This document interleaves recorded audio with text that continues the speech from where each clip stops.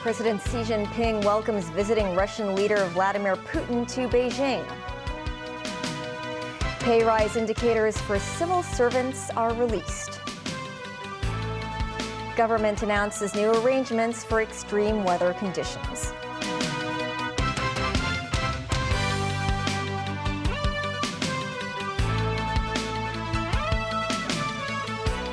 Hello and welcome to TVB News. President Xi Jinping held a welcoming ceremony for visiting Russian President Vladimir Putin in Beijing this morning.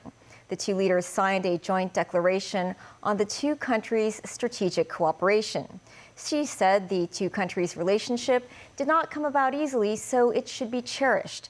Putin said the bilateral cooperation is leading to fruitful results. The Russian leader is visiting China from Thursday to Friday at the invitation of President Xi Jinping. Danny Zhou has more. President Xi Jinping welcomed the visiting Russian President Vladimir Putin at the square outside the Great Hall of the People in Beijing this morning.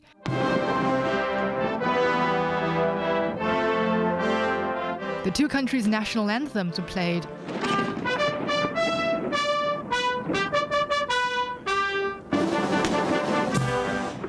Xi and Putin reviewed the Guard of Honor and strolled past the crowd of spectators. After the ceremony, the two leaders held a meeting and heard reports from various intergovernmental cooperation committees.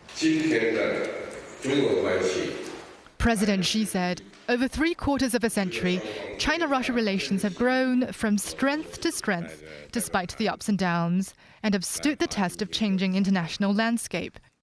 Xi said the relationship has become a fine example of major countries and neighboring countries treating each other with respect, friendship and mutual benefit. Putin said the development of the relationship between China and Russia does not involve a third country. The two leaders signed and issued a joint statement to synergize their development strategies and continue enriching bilateral cooperation. This is Putin's second visit to China in 7 months and his first foreign trip since he began his 5th term as Russian leader.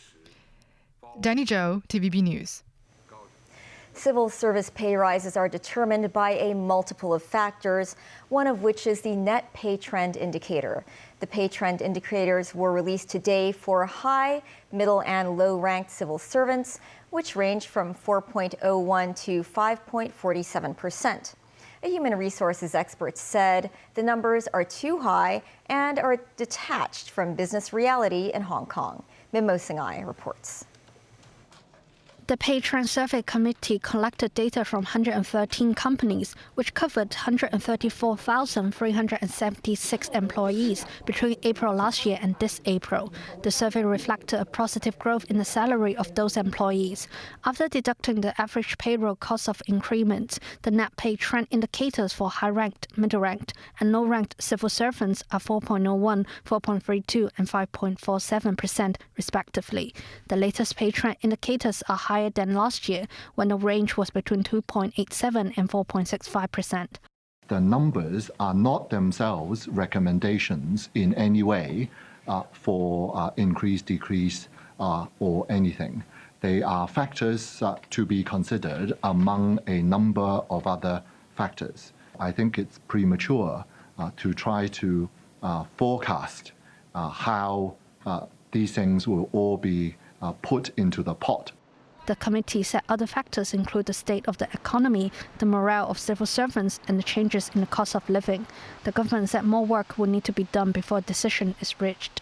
So each year we have to report to the Executive Council on how we assess these 6 factors, and then consider the views of our staff associations before reaching a decision. Every time we will have to have a two-way communication with our staff side representatives. A human resources expert said the survey is far from the actual commercial reality. I'm shocked because the figures are so high, especially for the lower grade of the staff. the commercial reality, the salary increase should be about 3.3 to 3.5% for this year.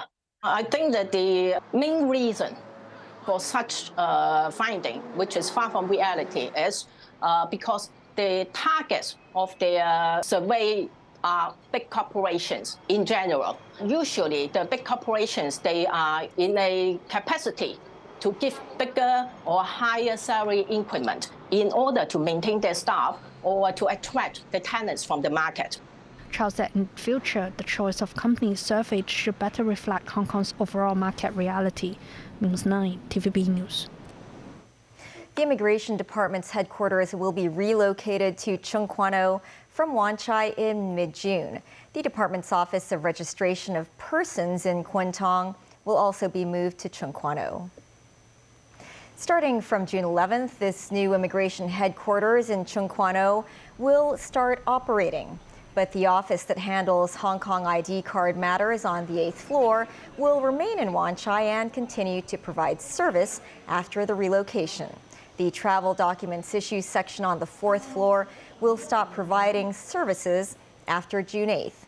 For residents living on Hong Kong Island not wishing to travel far, they may visit the Harbor Building in Sheung Wan for some travel document-related services. The government today announced new measures to prepare the city for severe weather in the future. The measures include sending staff to inspect spots that have high risks of flooding. Mimo Singhai reports. Extreme weather events are becoming more common nowadays. To prepare and protect residents for future severe weather, the government held a press conference this afternoon. Chief Secretary for Administration Eric Chen said the Leisure and Cultural Services Department will enhance public education to remind residents to stay safe under extreme weather events. In the past, that some people went out during a storm or typhoon. It is very dangerous. They should not put themselves in danger, and it is illegal to do so. Those who do not heed the advice will be dealt with swiftly under the law. When there is sufficient evidence, prosecution actions will be taken. We want to increase deterrence. The Development Bureau said authorities will deploy staff to inspect locations that have a high risks of flooding in advance. We will not make the elimination of flooding as the policy objective because there is extreme weather events that cannot be anticipated. It would mean we will have to build all the infrastructure to guard against this eventuality, and this may not be the most cost-effective measure. When flooding takes place, we'll endeavor to minimize the damage and minimize the time taken for the clearing of the flood. Transport Secretary Lam Sai-hung said under Typhoon Signal Number 9, MTR trains on the overground sections will run to the end of the line or to a station where it is connected to a shopping mall so passengers can take shelter. News 9, TVB News. The Consumer Council found one mosquito repellent containing natural ingredients could actually attract mosquitoes to its users. The manufacturer of Cherub Rubs said it is not technically a mosquito repellent, but instead an outdoor moisturizer. The product was among 25 tested for effectiveness by the council. It found 8 claiming to contain natural and herbal ingredients are unsatisfactory. 5 of them had an effectiveness of 20% or below after being applied on the user for 30 minutes. Foreign Minister Wang Yi criticized the Biden administration's recently announced tariff hike on Chinese products, with electric vehicles facing a 100% increase. He also says that Washington's obsessive suppression of China is bordering on madness. Danny Zhou reports. Wang made the remarks after meeting with visiting Pakistani Deputy Prime Minister and Foreign Minister Mohammad Ishaq Dar in Beijing on Wednesday. The Foreign Minister criticized the frequent unilateral sanctions and high tariffs imposed by the US, saying the suppressions reveal Washington has lost its confidence. Wang said this is a most typical case of hegemony and bullying. He pointed out that the tariff hikes would damage the normal functioning of global supply chains and that they would spur, rather than suppress, China's development and the morale of the Chinese people. The US government on Tuesday announced steep tariff increases on $18 billion worth of Chinese imports, including EVs, solar panels, chips, and medical products. Danny Zhou, TVB News. Ahead of November's general election in the U.S., President Joe Biden and his Republican challenger Donald Trump have agreed to have 2 one-on-one televised debates, with the first coming in June. NBC has the story. Tonight, the stage is set for the first TV confrontation between President Biden and former President Trump in more than 3 years. The agreement punctuating a dizzying day of deal-making. The president posting this video responding to weeks of pressure from Mr. Trump for a debate. Donald Trump lost 2 debates to me in 2020. And since then, he hadn't shown up for debate. Now he's acting like he wants to debate me again. Well, make my day, pal. The president taunting his rival over his Manhattan hush money trial that's kept him in court 4 days a week. So let's pick the dates, Donald. I hear you're free on Wednesdays. There are traditionally 3 debates, the president offering 2. Mr. Trump, who refused all of the primary debates, quickly saying yes and pushing for more, writing, "I'm ready and willing to debate Crooked Joe at the 2 proposed times. I would strongly recommend more than 2 debates, and for excitement purposes, a very large venue. Just tell me when, I'll be there."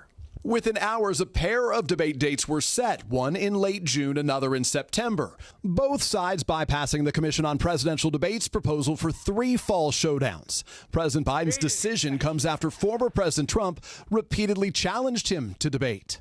Already unprecedented campaign, the first crucial clash, now the earliest in modern history. Still ahead, Israel's defense minister does not want Israel to rule Gaza after the war. Yet another serious bridge accident in the United States.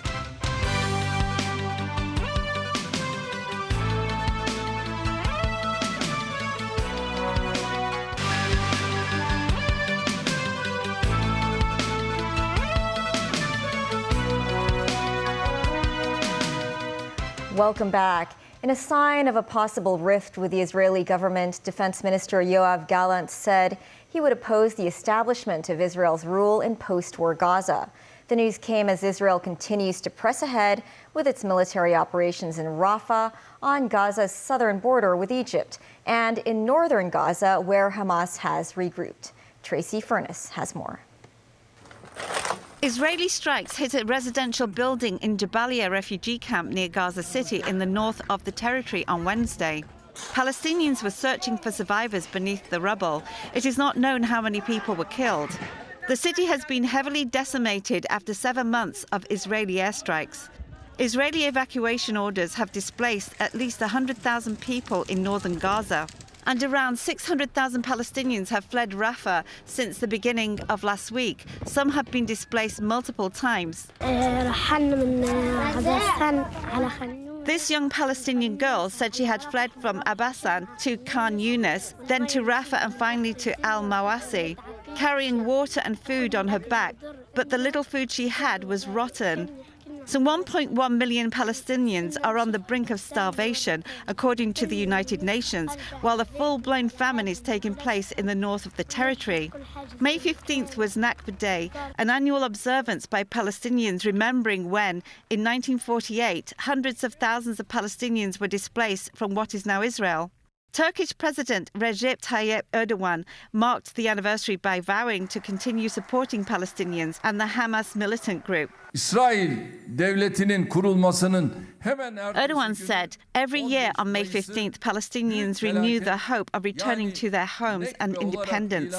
He said he sends his heartfelt greetings to all his Palestinian brothers and sisters. Smoke is seen again billowing over Gaza's skyline from the southern Israeli border.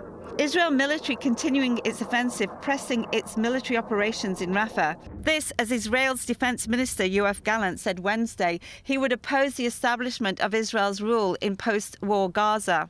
Media reports quoted Gallant as saying the day after Hamas will only be achieved by Palestinian entities taking control of Gaza, accompanied by international actors establishing a governing alternative to Hamas rule. Since the start of the war, more than 35,000 people in Gaza, most of them women and children, have been killed in the 7 months of fighting.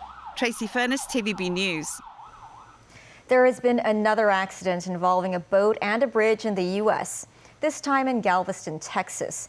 A barge crashed into a causeway, creating an oil spill. In March, a ship smashed into a bridge in Baltimore, causing a collapse. That tragedy is still under investigation. David Garrett reports. A barge carrying 30,000 gallons of oil slams into the pillar of a bridge in Texas. The vessel appears to have broken loose from its tugboat and floated towards the structure. There were no injuries, but the accident caused disruption. This is the only road in or out of Pelican Island off the southern coast. A power line was brought down. Fuel leaked into the bay. An orange perimeter was created to contain the spill. Police and other investigators were quickly on the scene. The question facing them is how this was allowed to happen in America again. This collision comes 2 months after the Francis Scott Key Bridge in Baltimore collapsed after being hit by a container ship. 6 construction workers on the bridge died. Congress has begun hearing how that happened. We'll call the committee to order. The National Transportation Safety Board have this week published an initial report into what caused the catastrophe in Baltimore. The crew was able to briefly restore power to the vessel, but another blackout occurred when a different breaker tripped. At this point, the ship was about 0.2 miles from the Key Bridge. The crew regained electrical power right before the dolly struck Pier 17, but they were unable to restore propulsion. The causes of all the blackouts on the Delhi are not all known. Investigators are still on the scene conducting tests. We have been working very closely with Hyundai, who manufactures the equipment, to try to replicate some of the electrical problems that were seen that day. As Homendy was speaking, the cleanup in Texas was starting. She says America needs to be aware bridge accidents are becoming more common.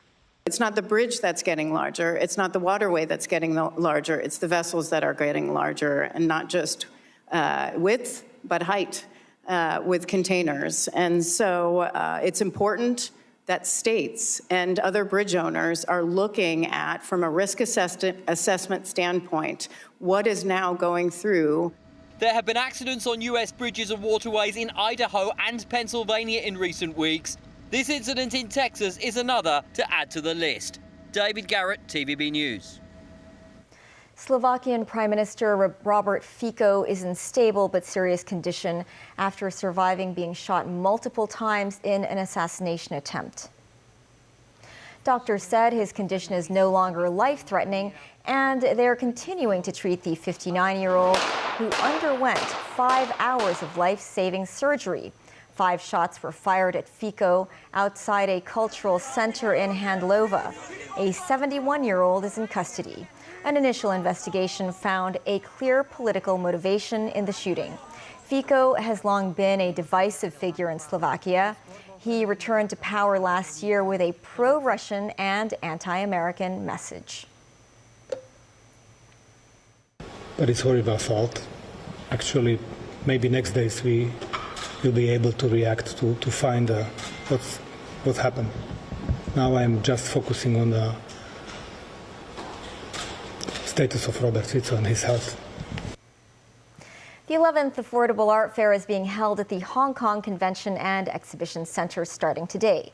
Timothy Lee was at the fair today. Art lovers in town can rejoice with the return of the Affordable Art Fair.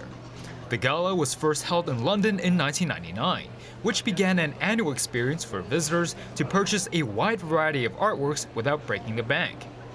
This year's exhibition in the city attracted artists and galleries from across the globe, from Spain and Italy in Europe to Japan and South Korea closer to home. This as gallery directors from a number of countries noted that there is an upsurge of interest in the fair and their artwork among Hong Kong and mainland residents in recent years.